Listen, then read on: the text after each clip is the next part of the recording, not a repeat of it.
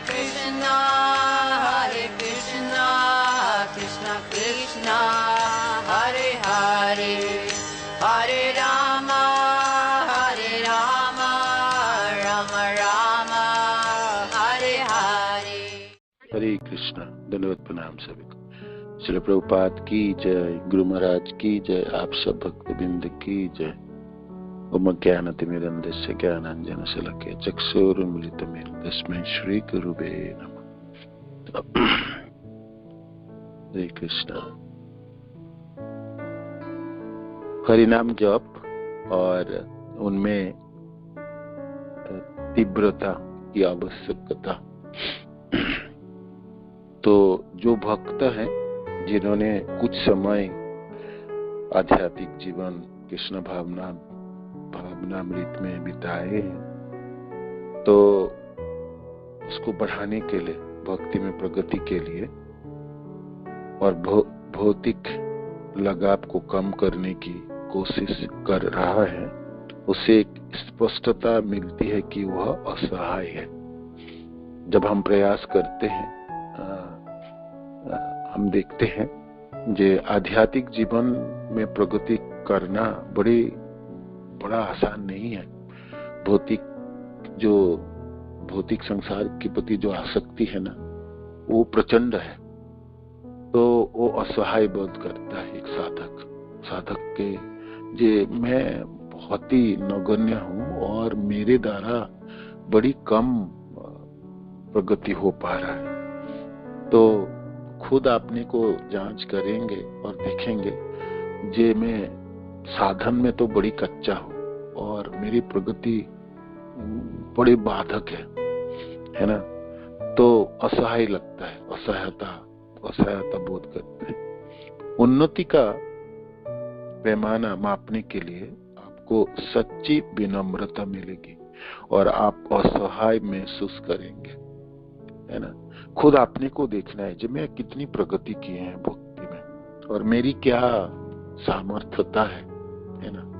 मैं सचमुच अच्छे से जप कर पा रहा हूँ, भागवत ठीक से सुन पा रहा हूँ, भक्ति के बाकी अंग जो है वो भी मैं कर पा रहा हूँ, कितनी कर पा रहा हूँ। तो आप दूसरे को ना देख के अपने को देखेंगे तो आप असहाय बोध होगी और आप सच्ची विनम्रता आपके अंदर जगने लगेगी और आप असहाय महसूस करेंगे। केवल सच्ची विनम्रता ही प्रभु के हृदय को जीत सकता है और कुछ भी नहीं जीत सकता है। विनम्रता, जो सच्ची विनम्रता है ना, जो ह्यूमिलिटी है, सिर्फ वही भगवान को आप बांध सकते हैं, भगवान को आप जीत सकते हैं, भगवान उसमें संतुष्ट होते, कृष्ण उसमें संतुष्ट हो सकते हैं। हम वास्तव में अपनी बद्ध अवस्था के कारण असहाय है, लेकिन हम यह समझते हैं कि मैं नियंत्रण में हूं, जैसे बैलगाड़ी से बंधे बैल की तरह, है ना। तो बद्ध अवस्था है हमारी और हम नियंत्रित है, हर तरह से नियंत्रित है। जिसे बैल को जोता जाता है गाड़ी पे, ऐसे हमने जोते हुए हैं। किंतु समस्याएं हैं, द्वंद्व है। हम अपनी बद्ध अवस्था को हम सोचते हम मुक्त हैं और हम किसी के नियंत्रण में नहीं है। हम तो कुछ भी कर सकते हैं और देखा जाए तो मैं अपने पुरुषार्थ, है ना, करके और अपने को कर्ता के रूप में अपने प्रतिपादित करने की मिथ्या अहंकार में जकड़ा हुआ है। तो हालांकि हमारी बद्ध अवस्था है और हम पूरी तरह से नियंत्रित है, हर तरह से नियंत्रित है। जैसे एक बैलगाड़ी में जोता हुआ बैल कुछ भी नहीं कर सकते, उसको चलना है ना, नहीं तो उसको मार पड़ने वाली है। या जैसे कोल्हू की बैल होता, वो घूमता है, वो जितने दायरा है, जितना वो सर्कल है, उतने में वो घूम सकता है, उससे बाहर नहीं जा सकता है। तो इस प्रकार हम नियंत्रित है। तो हमारी नियंत्रण को हमने एक एक करके हम अपने ऊपर देखे और अनुभव करे, सोचने के लिए प्रयास करें, तब हम अपने को सचमुच दिखेंगे जे मैं तो पूरी तरह नियंत्रित हूँ, मैं असहाय हूँ, है ना। सच्ची विनम्रता कैसे प्राप्त करें? सच्ची विनम्रता भगवान कृष्ण को सबसे संतुष्ट करते, कैसे प्राप्त करें, क्या परिस्थिति? हर परिस्थिति में अपने आप को असहाय देखना, हर परिस्थिति में असहाय देखना, है ना। जैसे अपने अंदर देखे कि हम अपने अनर्थ के दास कैसे हैं। अनर्थ का वेग बल बहुत मजबूत है, जैसे बहुत मजबूत खंबे जैसी बारिश आपको छतरी के तोड़ रही है। जैसे जैसे हम कैसे हैं, मजबूत है, माने वेग जो अनर्थ है, अनर्थ प्रचंड है, अनर्थ की वेग प्रचंड है और अनर्थ से घिरा हुआ हर तरह से, और ये अनर्थ बहुत मजबूत है ना। तो इसको तोड़ पाना और बहुत ही मुश्किल है। उदाहरण के तौर पर हम देखते हैं भागवत आदियों में विश्वामित्र मुनि, सौरभि ऋषि, अजामिल आदि की कथाओं। एक हाथी एक नदी के बल से नहीं बच सकता है ना। मानो कि आप वेग जो है, जो नदी के जो वेग है ना, प्रभाव है, उससे आप कैसे बचेंगे? प्रचंड वेग है, आपको बहा के ले जाएंगे। तो काम क्रोध लोभ, है ना, काम और लोभ, बहुत धन होने पर भी क्रोध, क्षण भर की क्रोध के लिए जीवन भर के लिए रिश्ते टूट जाते आदि, है ना। काम क्रोध लोभ मोह की तो आप देखें कैसे प्रचंड वेग होती है और किस प्रकार हमारी सत्यानाश करने में तुले हुए। दूसरा हमारा रिश्ता है, रिश्ते के मसले के आगे बेबस पत्नी बच्चे आदि से है, हम गृहस्थ है और जकड़ा हुआ है, हर तरह से बंधा हुआ है ना। तो तीसरा है बुढ़ापा, रोग और मृत्यु। सब सावधानियों के बावजूद हम लाचार है। बुढ़ापा आने वाला है, रोग बीमार ग्रस्त होने वाला है और मृत्यु तो एक दिन होने ही वाला है। तो जितनी समय बीतती है उतनी नियंत्रण और बढ़ जाती है ना। नियंत्रण की जो रस्सी और ज्यादा मजबूत हो जाती है। तो बुढ़ापा देख ही रहे है ना, बुढ़ापा के क्या कष्ट होगी, और फिर उसके बाद रोग तो पीछे पड़ी है और अंतिम मृत्यु है। चौथा ऋतुओं का परिवर्तन, जैसे अभी बहुत सर्दी हो रही है, हम चाहकर भी नियमित तो काम नहीं कर पा रहे, ऐसा ही गर्मी में या बारिश आदियों में भी। 5 इंद्रिय तृप्ति, भौतिक प्रकृति पहले हमें आसक्त करती है और फिर हमारा शोषण करती है ना। यही है नेचर। देखिए जैसे आपने देखो मोबाइल होगी, पेट्रोल होगी, बिजली होगी, कोई भी चीज जिसे भोग हमने जो भी हम सभ्यता बढ़ रही है, हम प्रगति कर रहे हैं, हम प्रगति नहीं कर रहे हैं, हम लाचार हो रहे हैं, हम किसी चीजों के पीछे बन जा रहे है ना। आप देखो गाड़ी में चढ़ना सीखे तो अब पेट्रोल नहीं होगी, फिर कुछ दिनों के बाद बिजली नहीं है, कुछ समय पानी नहीं होगी, कुछ समय पोल्यूशन होगी, हजारों लाखों करोड़ों चीजों से नियंत्रित है हम हर तरह से। यदि हम एक सभा में हैं और उसमें आग लग जाती है तो हम बाहर निकलने के लिए बेताब होंगे। इसी तरह एक भक्त को इस भौतिक संसार से बाहर निकलने के लिए बेताब होना चाहिए।